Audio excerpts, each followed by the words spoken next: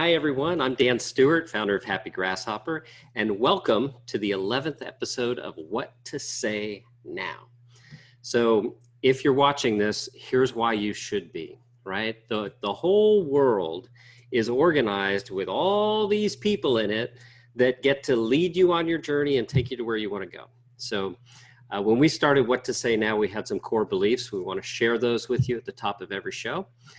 First core belief is that conversation leads to contracts. So if you're a sales professional working in the real estate space and you want more closings, it's not rocket science, folks. You got to have more conversations to get more closings. So for 10 years now, I've been focused on bringing the world closer together through conversation.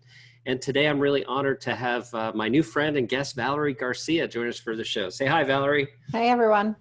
All right, awesome. I'm so glad you're here. This is so much fun to have a chat with somebody else who really gets email just like I do. So fist bump to you all the way out there in Grand Rapids. Boom. Yeah, awesome.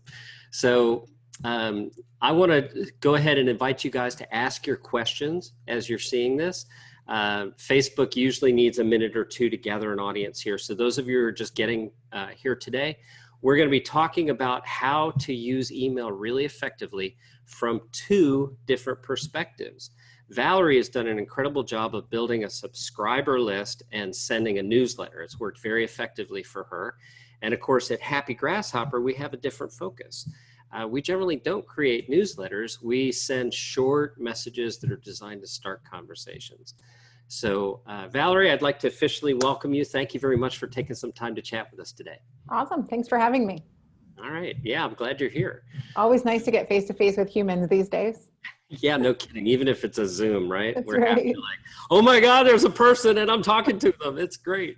So, it's so crazy. So crazy, but we're both people who are used to getting on the plane a lot more frequently than we've been able to in 2020. So I definitely appreciate the way that we're all adapting to this new normal. And it means a lot to me that you're taking time to be here today. I really appreciate that. Awesome. All right. So let's dive in. Let's talk about your history with email. Can we get in our time machine and go back to when you said, you know what, I want to have a newsletter? Yeah. Like, what were your thoughts? Well, so I was starting my own business. It was 4 years ago, and I wanted a consistent way to reach out to people and do two things. I wanted to make people smile, and I wanted to remind them what I do. Those were my two main goals. And I think it's super important to have a goal. Otherwise, you're just emailing for the sake of putting stuff out there. Yeah, it's not a checklist, right? You don't get points for doing it. It should be.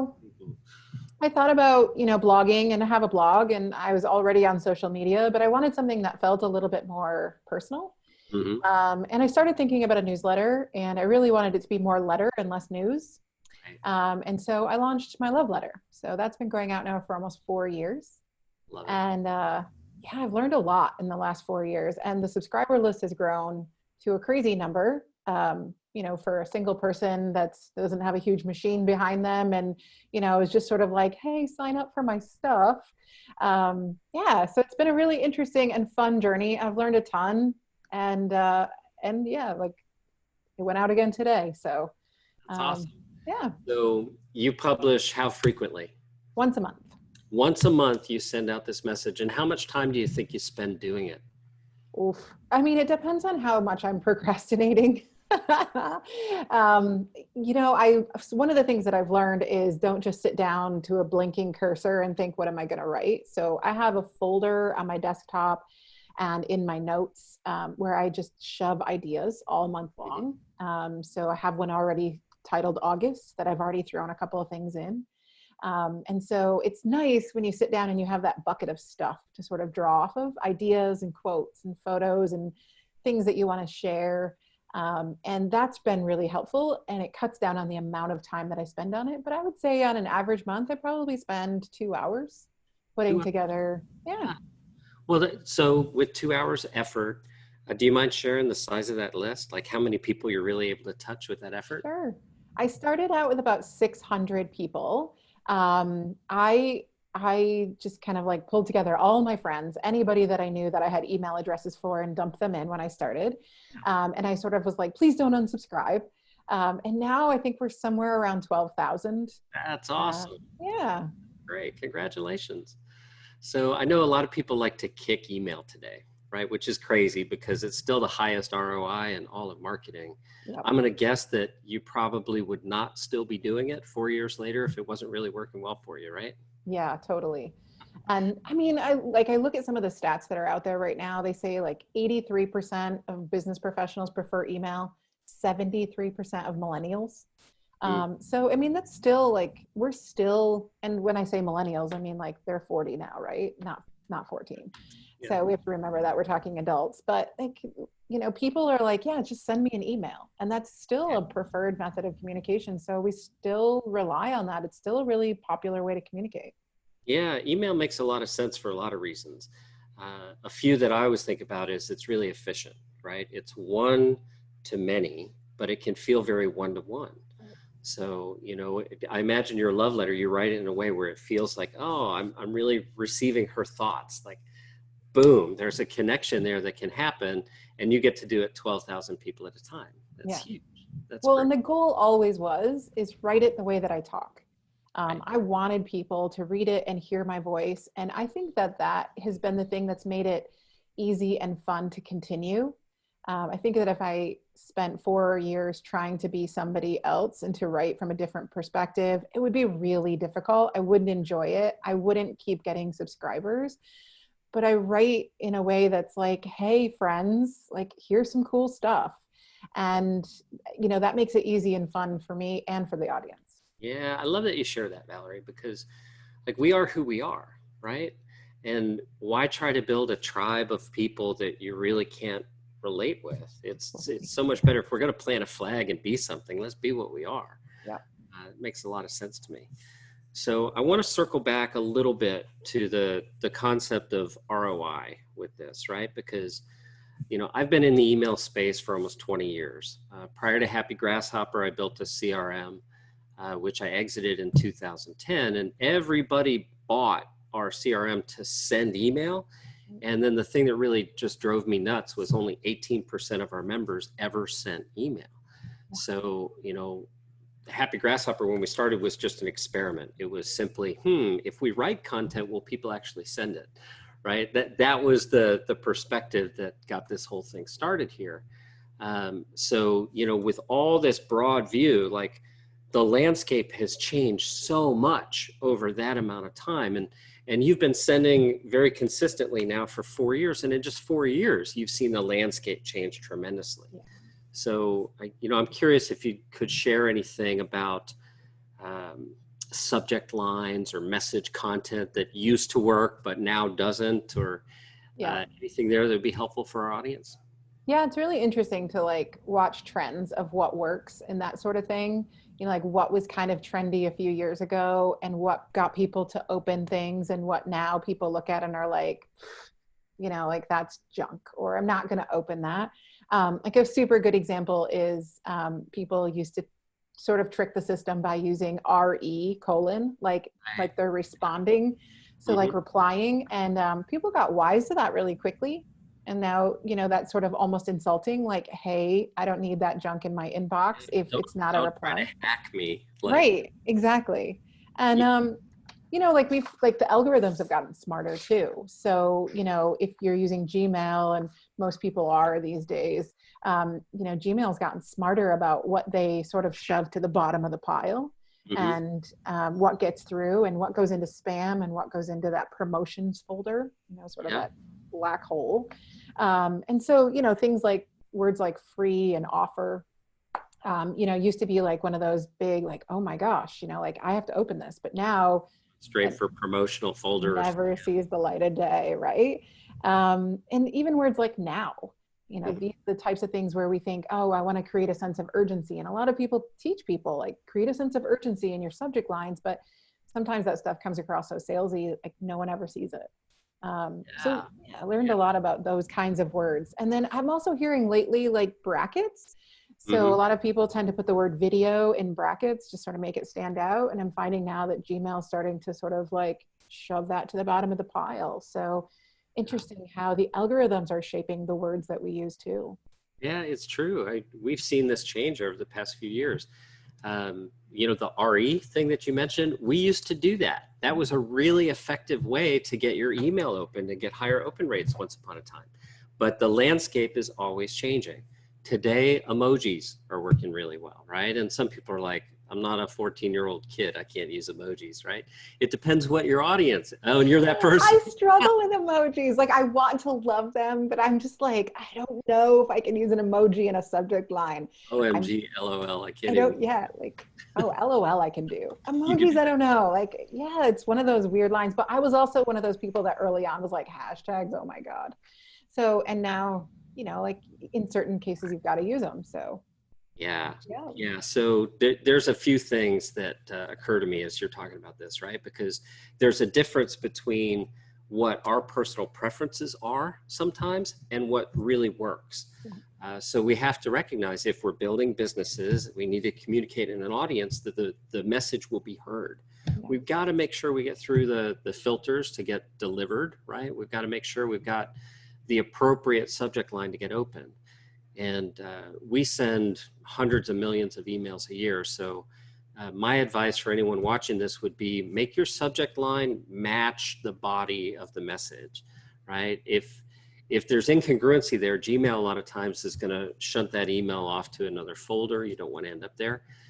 I would also encourage you to stay away from super clickbaity headlines.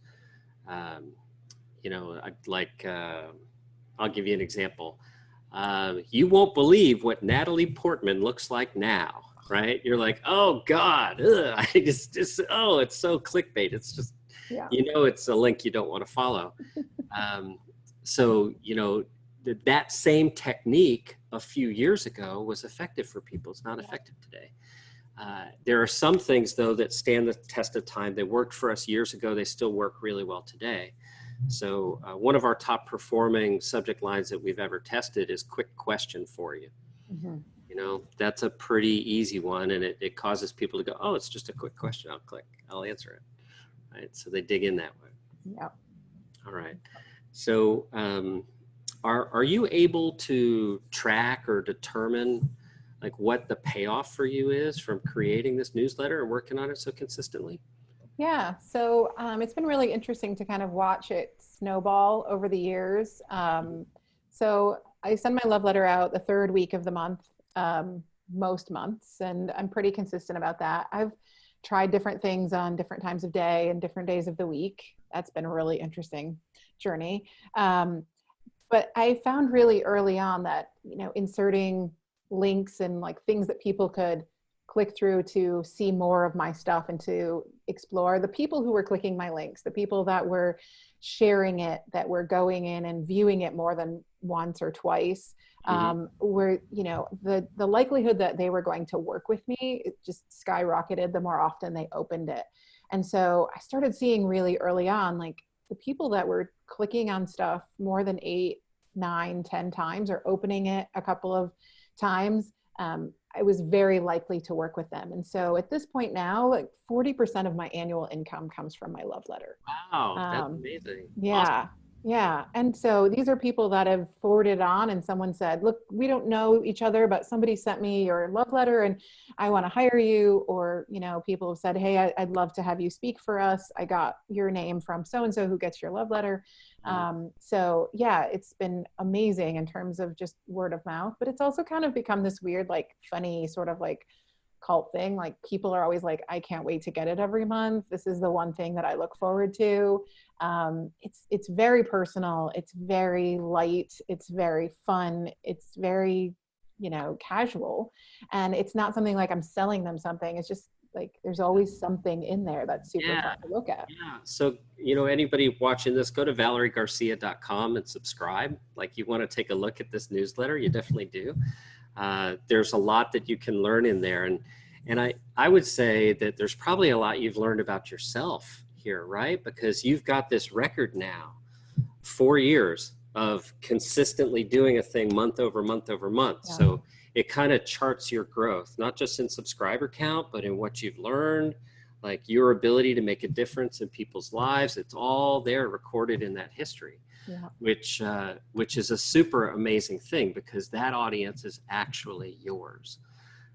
So I'm going to take a moment. Like I'm a big social media guy. I love social media. And yet if you distributed your newsletter via social media, I don't know that all 12,000 people would get it, right? The algorithms will change. You don't know if it's even going to show up for them. Yeah. So, kudos to you for carving out that space in people's inboxes and quite frankly, in their minds. Like you've occupied a portion of their month. That's a really good thing to do. Like, do you remember when email first started, how you'd like go into a store and they had a clipboard at the cash register that said like, get on our mailing list? I'm way too young for that. And, it was really cool back then to get email because you hardly ever got any. Yeah. I still have my original Yahoo address from 1995, but like, it was cool to get email. And then email just became kind of a pain because we got so much of it and we get so much junk. But then we learned to manage it. And now I feel like email is kind of cool again because we can control it. So like you said, like there's no algorithms controlling what goes into our inbox. We have control. We can hit that unsubscribe button. We can decide what folder that goes into. I love the fact that now I can even like snooze stuff in my inbox and be like, come back tomorrow and I want to read that in the morning or whatever, remind me. Like emails come a long way. Yeah. And I think that we should like remember that people originally had this joyfulness of you've got mail. Like, we originally sort of had that like, oh, I got something cool. And we can still give them that feeling if we take the time to make it something that they're like, this is cool. I would share this. Yeah, that's really fun that you say that. I appreciate that quite a lot because like years ago, 10 years ago, when we first started Happy Grasshopper, I remember being on stage at the first few real estate events. And I would say to people, they never made a sequel to You Got Mail. Like there's a reason for that, right? I mean, we kind of looked away from it. And yet email is just this workhorse that continues to show up. We've had multiple social networks like pop up and disappear over that decade. We've seen people like I have a friend who worked so hard on Google Plus. She built a massive following, a huge audience on Google Plus, and all of that just got swept away. So, your subscriber list is truly portable, whether you're sending from MailChimp or Wix or MyEmma or Bronto Mail or that list comes with you. It's like a real asset that you own. So, but I think there's a real responsibility there too. Like I take that responsibility really seriously. I don't spam my people. I'm not, constantly just dripping stuff to get in front of them. It basically, when you sign up, you get an email that says, hey, you're going to get my monthly love letter, and occasionally something else that I think is cool. But I would never be like, hey, I now have free reign to just sort of like drop stuff on you all the time. And I think that's the reason why it has worked for me, is that I'm not like, oh my God, if you've ever signed up for World Market, that store, they email 3 times a day, every day, 7 days a week. And it's insane. Like I refuse to unsubscribe to them now because I'm just fascinated by the crap that they have to email about. It's almost a lesson in what not to do, but we have to take responsibility for that. That opt-in is, there's value there and we have to value it. Yeah. So the concept of frequency is something a lot of people struggle with. Like how often should I do this? What's the best frequency for me to share this message? And you just said it, right? And it's not that you do it a month, it's that it matches the expectations you set. Yeah. So, if I have a subscriber list and I promise the recipe of the day, I better send a recipe every day, right? That's what they're expecting. If it's an hourly weather update, you better have your hourly weather update. So the right frequency is the one that you train the audience to expect and then consistently live up to it. Yeah, it's so true. You're probably familiar, I'm sure a lot of people watching this are familiar with how the social algorithms work today, where if we have people who immediately engage with content on social, that teaches the social platform to send that content to more people. It puts it in their feeds. It broadens the audience that sees it. And one of the things that we've seen over the past few years for really large send lists is that the way people engage with it initially, like let's say we're sending to 1 million people. Well, if the first 10,000 people fail to open it or mark it as spam or complain about it, they're going to throttle that. They're not going to, the ISPs, the internet service providers, are not going to deliver it as broadly. So, you know, I always think it's really huge. It's a massively important thing to set expectations with the reader and then do what you say you're going to do over time. Yeah. So again, kudos to you for doing that. I love that you've done this so thoughtfully, right? People love to bash email, but 40% of your revenue, that's just great. That's really, really cool. That's awesome. I mean, kind of tying this to the title of this group, which is what to say now. I mean, I think what you say once you have them is also so important. Mm-hmm. I'm a huge storyteller. I mean, that's really who I am at heart, is a storyteller. And I think one of the things that I teach people all the time is that, you know, stories have to be complete. Like, you would never watch a movie that didn't have a hero, because who are you cheering for? You know, and we would never like a movie that has no ending. Like, it's just like, did they ride off into the sunset? What happened? We don't know. You know, and so the elements of story are super important, but that rings true in emails as well. And we can break it down into a really simple formula, which is just what, so what, now what? Yeah. You know, and, you know, it's great that you tell them what, like, hey, this is happening, or I have this listing, or this is something, you know, that you should know. But we have to follow that up with, so what, like, why do you care? And why does it matter to you? And then now what, like, what should you do next? That's a great point, because if you leave it to the reader to figure out why this should matter to them, a lot of them don't have time to do the work to figure it out. You know, it's like, if you're asking people for referrals, you're asking them to do all the work. Just ask them if they know anybody who's thinking of moving, or anyone who wants to sell their house. That's a question they can answer. Yeah. So yeah, I love that structure there, that, you know, you break it down into something that's easy to follow, because it's trainable, it's repeatable, and it's something that the reader comes to expect. Like, I know when I get this message from Valerie, she's going to tell me what it is, why it should matter, and what I should do about it. Like, makes a big difference. And it doesn't have to be super complicated. You know, it could be like, hey, this is cool. I really enjoyed it because it helped me see something a different way, or this is something cool that you might want to spend time doing this weekend with your family. You know, it doesn't have to always be, I'm never too busy for your referrals, or, you know, call me. It could be something fun and light and interesting, but, you know, kind of letting people know why you're sharing that and what your expectation of their action to be is super critical. Because a lot of people are just like, hey, I have a new listing. And you're like, and? Mm-hmm. Yeah, where do we go with that? I love it. Yeah, the whole world is not waiting to have you announce that you have a new listing. Sadly, no one cares about that as much as you do, right? And your sellers. So yeah, you got to give them a reason to want to read that message and understand the impact it can have. Yeah. So there's something that hasn't been asked that I think people are going to want to know, right? Because I hear this from people over and over and over again. They're like, oh, email is so old and busted. Like, open rates used to be great, but they just, you know, they've fallen so much over the years. What would you say to someone who has that kind of attitude? Well, two things. One, open rates aren't everything. You know, you can make yourself crazy obsessing about your open rates and your unsubscribes. And that's not necessarily a healthy way to behave if you're going to do this long term, because you're going to make yourself nuts. But the second thing is that, you know, like, people respond to things that are emotional, that are interesting, that are thought-provoking. And if you put the effort in, your open rates are going to reflect it. You know, people are going to respond. If you are consistently providing value, and I know that's such a overly used phrase. People get confused by that. Well, how do I provide value? What is that? Yeah. Is it telling them to turn their clocks back? Is it a recipe? I mean, you get to define what that is, but here's a clue. If the audience isn't responding to it, it's really not very valuable. That's right.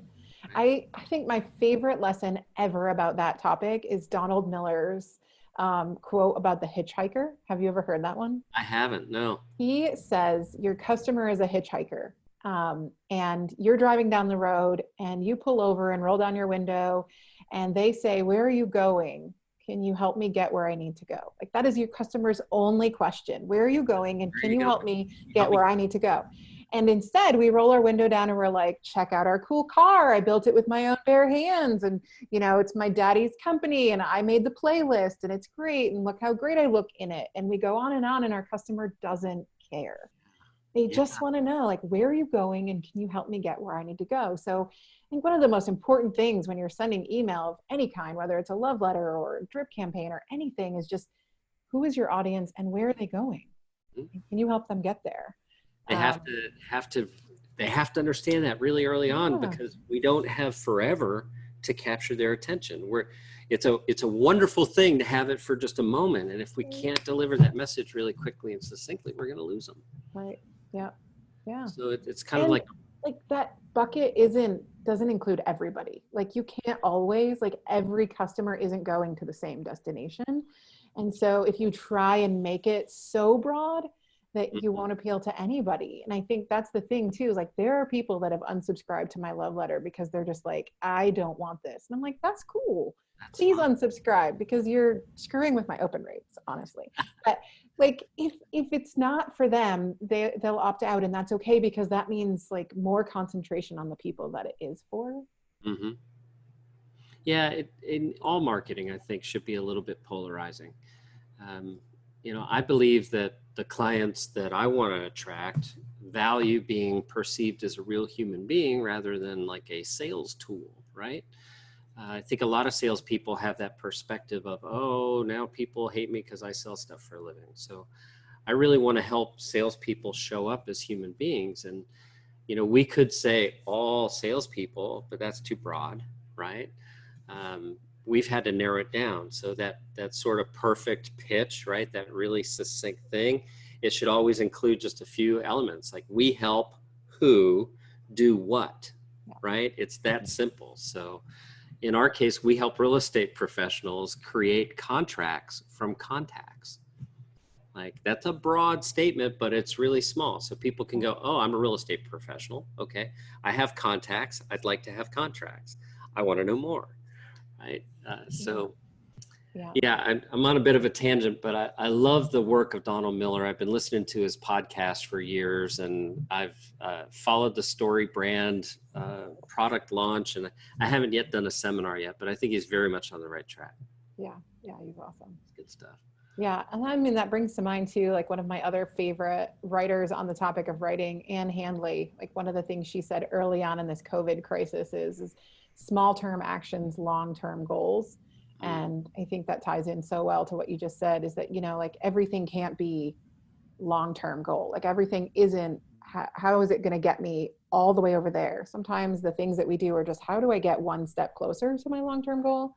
And for me, that's really what my love letter was just what is one small thing that I can do that's going to get me in front of people eventually. And it does. Awesome.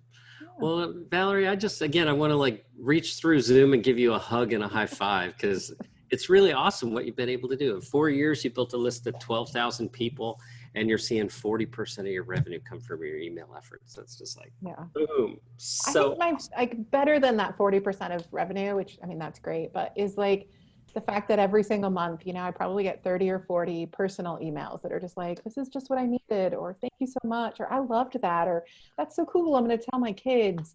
I just, it's those moments too that like don't discount those little moments because those are the things people remember. Yeah, for sure. Like, any lesson that you want to teach, if you can deliver it in a way that makes people smile or touches them, they're going to really remember. They're going to hang on to that. Yeah. So I love that you've called your newsletter a love letter, right? It says a lot about what people can expect from that. So I'm going to remind everyone again, go to valeriegarcia.com and subscribe to her love letter. I think you'll love it. Love it, right? It's a love letter. You should. And we're getting to the point where it's time for me to wrap the show, Valerie. So I really want to thank you for attending. It's been so great to hear about your success with email. I really appreciate your sharing with everybody. Well, thanks for having me. It was fun to chat. Yeah, awesome. So here's what's next for us. This recording is going to go up on YouTube. So you folks, if you're watching it there, please give us a like and a subscribe. Please also head over to Facebook and join our Facebook group at facebook.com/groups/what-to-say-now. That would be awesome. We'll have this video published in that group here later today or early tomorrow. Now, our shows always happen at 2 p.m. Eastern time on Tuesday afternoons. And yet next week, I'm going to be at a conference in Sarasota, so I won't be able to run the show at that time. So I won't see everybody next Tuesday, but I will see you the Tuesday after that. So go make it a great day, everybody. Thanks again, Valerie. Loved having you. Stan. Bye, guys. Bye, everybody.